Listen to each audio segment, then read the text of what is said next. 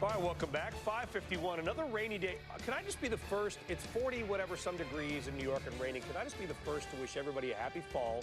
I hope that you've got all the Halloween decorations up and you're thinking about Thanksgiving, because I don't think spring or summer's coming. That's just the way we feel here. It's grouchy. It's from 5:51. Let's talk more now about what may be the trillion-dollar question right now. Can stocks go up if oil and bond yields also keep going up? Let's bring in Michael Tyler, Chief Investment Officer at Eastern Bank Wealth Management. Michael, let's move the weather aside, as depressing as it is. The market's been a bit depressing as well. Do you worry about 3% yields and higher oil prices as it pertains to equities? No, I think that equities can certainly withstand 3% yields. That's not at all uncommon. The concern is whether the yield curve will invert, because there's nothing right now that's going to cause longer-term bond yields to go up. And it wouldn't be unhealthy if they did, by the way.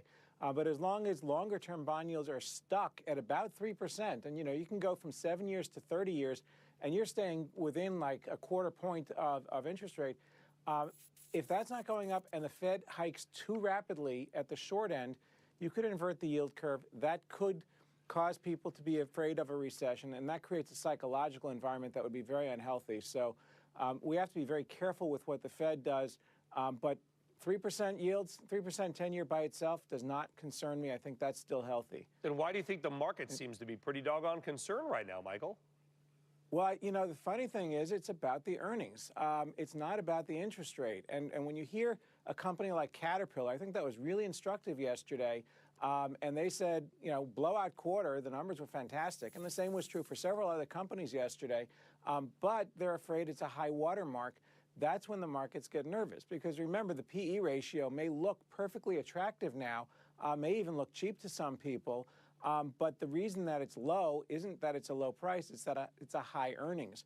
So you really have to think about, can we sustain double-digit earnings growth through the next year or two? We've got a one-time boost because of the tax package that came through last December.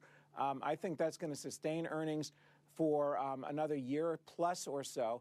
But at some point, you have to wonder, are we running out of earnings growth? And that's what the market was worried about yesterday. So do you believe in this so-called peak earnings that we seem to be talking about a little more lately? We're not there yet. But if you're not looking for it, and if you're not concerned to be paying attention, then I think you've got a problem. We do have to look for it. It's not there yet. I think we've got another year or so before we really have to be concerned.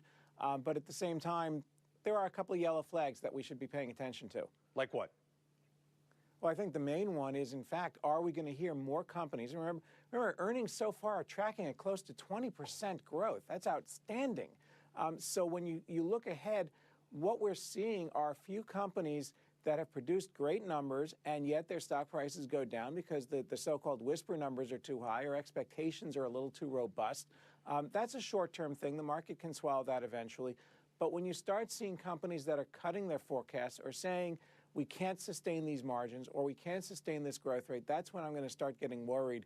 And I think we're perhaps a little closer now than we were, let's say, 6 months ago. But theoretically, I'm supposed to, it's theoretically, I guess, Graham and Dodd type stuff. I'm supposed to buy a stock now because I'm trying to buy future earnings. At the basis of it, that's what it's all about. If you believe, Michael, that earnings are going to continue to go up, maybe not at this pace, but continue to go up, why is the market buying, discounting those future earnings now? I think the question of if you really want to get into the Graham and Dodd, it's not just what are the earnings in the future, but how are they priced? And that's where the interest rate does matter.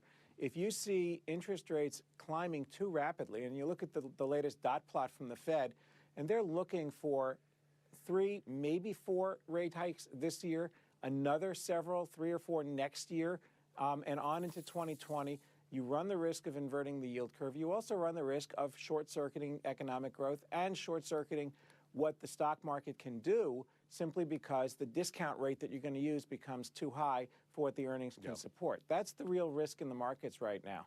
Michael Tyler, Eastern Bank Wealth. Michael, I think you laid it out perfectly. It's early. People's heads are a little cloudy, but you laid it out perfectly. We appreciate it. We hope to see you again. Thank you. You bet. Thank you. All right, your morning RBI kind of goes to what Michael just talked about. If you're a little uneasy about stocks, maybe this will help settle your stomach a bit. Earnings have been good. You just heard Mike say it. But did you know that profits have been off the charts? In fact, it's the best quarter for corporate profits for at least a decade and maybe longer. According to Jones Trading and FactSet, profit margins for the S&P 500 companies are coming in at 11% so far. Folks, that is not only good, it is the highest net profit margin seen by